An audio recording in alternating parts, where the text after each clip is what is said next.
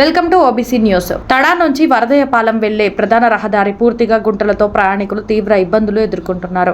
ముఖ్యంగా ఈ రహదారి చెన్నై నుంచి తిరుమల వెళ్లే భక్తులకు ప్రధాన మార్గంగా ఉండటంతో ప్రతిరోజు వేలాది మంది భక్తులు ఈ దారిలోనే నిత్యం ప్రయాణిస్తూ ఉంటారు.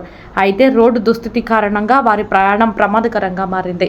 అదేవిధంగా శ్రీ సిటీ, అపాచీ, హీరో పరిశ్రమల ప్రాంతాలకు ఈ మార్గం కీలకంగా ఉండడంతో 24 గంటలు కంపెనీల బస్సులు, ఉద్యోగుల వాహనాలు నిరంతరం ఈ రూట్లో రాకపోకలు సాగిస్తూనే ఉంటాయి.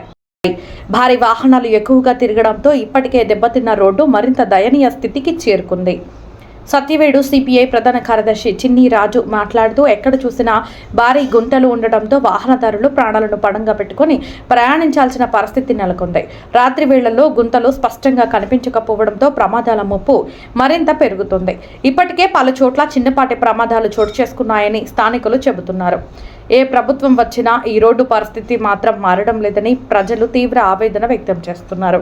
ఎన్నికల సమయంలో మాత్రమే హామీలు ఇస్తారని, తర్వాత మాత్రం ఈ సమస్యను పూర్తిగా నిర్లక్ష్యం చేస్తున్నారని విమర్శిస్తున్నారు. అప్పుడప్పుడు చేసే మరమ్మతులు కూడా నాసిరకంగా ఉండటంతో కొద్ది రోజులకే మళ్లీ రోడ్డు పాడైపోతుందని అంటున్నారు. ఈ రహదారిపై విద్యార్థులు, ఉద్యోగులు, రైతులు మాత్రమే కాకుండా తిరుమల శ్రీవారిని దర్శించుకునేందుకు వెళ్తున్న భక్తులు కూడా నిత్యం రాకపోకలు సాగిస్తున్నారు. ఇలాంటి కీలక రహదారి ఇంత దయనీయ స్థితిలో ఉండటం పట్ల భక్తులు కూడా అసంతృప్తి వ్యక్తం చేస్తున్నారు. వర్షాకాలంలో గుంతలు నీటితో నిండిపోవడంతో ప్రమాదం మరింత పెరిగి ప్రాణ నష్టం జరిగే అవకాశం ఉందని స్థానికులు హెచ్చరిస్తున్నారు. ఇప్పటికైనా సంబంధిత అధికారులు స్పందించి ఈ రహదారికి శాశ్వత పరిష్కారం చూపాలని, నాణ్యమైన రోడ్డు నిర్మాణం చేపట్టాలని ప్రజలు, భక్తులు డిమాండ్ చేస్తున్నారు. ప్రియమైన మిత్రులారా, నా పేరు చిన్నిరాజు, భారత కమ్యూనిస్ట్ పార్టీ సిపిఐ సత్యవేడు నియోజకవర్గ కార్యదర్శిని. ఈవేళ మనం ఈ అభివృద్ధి అయినటువంటి ఈ క్రమంలో వరదయ్యపాలెం మండలంలో, సత్యవేడు నియోజకవర్గంలోని వరదయ్యపాలెం మండలంలో కాళహస్తి నుంచి తడకెళ్ళేటటువంటి రోడ్లు ఏమాత్రం మనుషులు ఈరోజు కార్లు కానీ, లేకపోతే మోటార్ బైకులు కానీ, లేకపోతే ఆటోల్లో కానీ మనుషులు వెళ్తే మళ్ళీ తిరిగి వచ్చేటువంటి పరిస్థితి ఈరోజు కనబడడంలా. అంటే రోడ్ల అభివృద్ధి ఆ పద్ధతిలో ఉంది, గుంటలమయంగా ఉంది. దీనికి పలు కారణాలు ఉన్నాయి.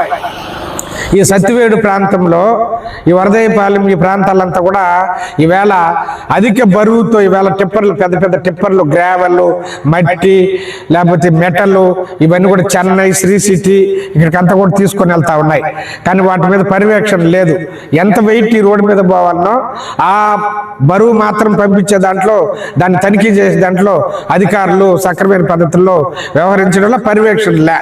అలాగే ఈరోజు R&B వాళ్ళు ఇప్పుడు ఒక పెద్ద పైప్ లైన్ వేస్తున్నారు. ఈవేళ ఈ వాటర్ పైప్ లైన్ అని చెప్పి, గ్యాస్ పైప్ లైన్ అని చెప్పి, దానికి ఏం చేస్తున్నారంటే జనం ఉన్న దగ్గర, లేని దగ్గర, అన్ని దగ్గరలు కూడా ఈవేళ పూర్తిగా పక్కన గోతులు తీసి అవి పూడ్చడం అనేది జరుగుతూ ఉంది.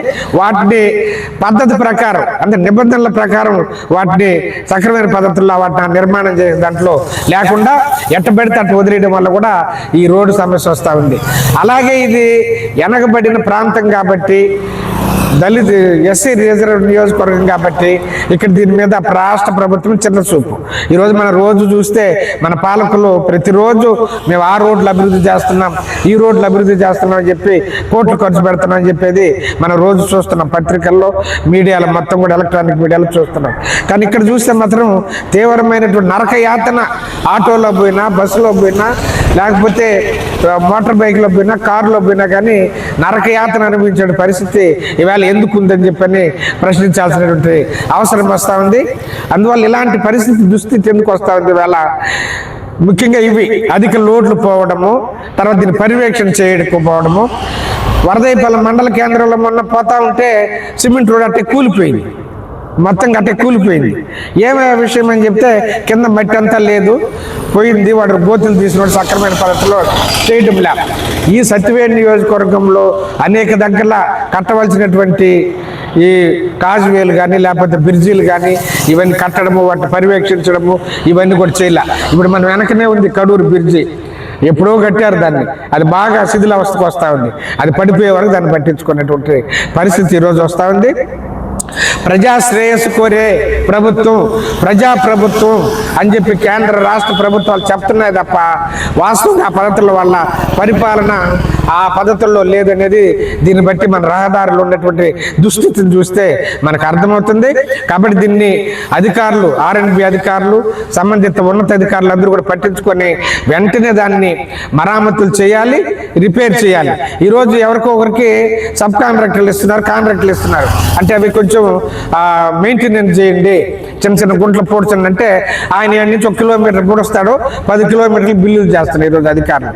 అంటే మన దేశాన్ని, మన రాష్ట్రాన్ని, మన జిల్లాని, మన ఊరిని మనందరం కూడా మనుషులమే, మనమంతా కూడా ఈ అభివృద్ధికి పాటుపడాలి, అందరూ సక్రమైన పద్ధతుల్లో మనం జీవించాలనేటటువంటి ఒక సామాజిక స్పృహ లేనటువంటి అధికారులు ఈరోజు అభద్రత భావంతో ఈరోజు అవినీతికి, అక్రమాలకు పాల్పడటం వల్ల ఈ ఆర్ఎండ్బి అధికారులందరూ కూడా సరే అందువల్ల ఈ రోడ్లు, ఈ రహదారులను కూడా ఈ దుస్థితికి చేరుకుంటున్నాయి.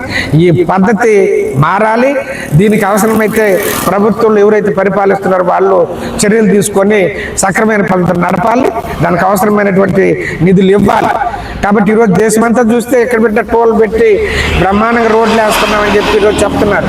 కానీ ఈ గ్రామీణ ప్రాంతాల్లో, ఈ మండల కేంద్రాలు ఇలాంటి దగ్గర చూస్తే తీవ్రమైనటువంటి ఇబ్బందులు ప్రజలు ఎదుర్కొనే పరిస్థితిని దాంట్లో నుంచి కాపాడాలని చెప్పి మేము భారత కమ్యూనిస్ట్ పార్టీ సిపిఐగా డిమాండ్ చేస్తున్నాం. అధికారులు లేరా, లేదు ఈరోజు పాలకులు లేరా, ఇంతకు ముందు ఉన్నటువంటి గవర్నమెంట్లో ఏదో గందరగోళంగా ఉంది, సక్రంగా లేదు, మేము వచ్చిన వెంటనే కనీసం ప్యాచ్ వర్క్లంతా కూడా కంప్లీట్ చేస్తామని హామీ ఇచ్చినటువంటి గవర్నమెంటు. అందుకే గవర్నమెంట్ మారిన తర్వాత కూడా ఇప్పుడున్నటువంటి టీడీపీ గవర్నమెంటు, కూటమి ప్రభుత్వం తడాటు కడూరు క్రాస్ వరకు ఉన్నటువంటి గుంతలు, బొందలు, రకరకాలుగా ఈ మోటార్ 2 వీలర్స్ వాళ్ళు పడిపోతున్నారు. అనేక ఇబ్బందులు జరుగుతున్నా కూడా కనీసం గవర్నమెంట్కి రిపోర్ట్ చేసే నాయకులు లేరా, లేక మీడియా వాళ్ళ వైపు నుంచి అయితే మీడియా ఏదో వాళ్ళ వైపు వాళ్ళు కృషి చేస్తున్నారు. అధికారులు పట్టించుకొని ఒక ఎస్టిమేషన్ చేసి దీనిపైన వెంటనే కూడా దీన్ని మరమ్మతు చేసి ప్రజలకు సౌకర్యంగా ఉండాలని కోరుకుంటున్నాం. పగిలిపోయిన రాళ్ళని పోతే సరిపోద్ది కదా, మాకు చాలా ఎత్తిపోయే రోడ్డు, కనీసం పగిలిపోయిన రాడ్డాలో పోతే బాగుంటుంది కదా. చాలా ఇబ్బంది పడుతూ ఉంటారు, బైకులు, ఆటో రిపేర్లు వస్తూ ఉంటాయి. జాలి దయ చూపించి ఒకరా బాగు చేయండి సార్. పోతే పోయింది ఒక 10,000, ఒక 20,000 పది. దీని గురించి ఆలోచించండి. ప్రజలు చాలా ఇబ్బంది పడుతూ ఉంటారు. చిన్న విషయాన్ని పెద్ద విషయాన్ని చేస్తున్నారు. దయచేసి పెద్దలు, రాజకీయ నాయకులు ఆలోచించి మానవత్వంతో, జాలి దయతో పగిలిపోయిన రాళ్ళను పోసి ప్రజల కష్టాన్ని, బాధల్ని అర్థం చేసుకోవాల్సిన కోరుకుంటున్నాను.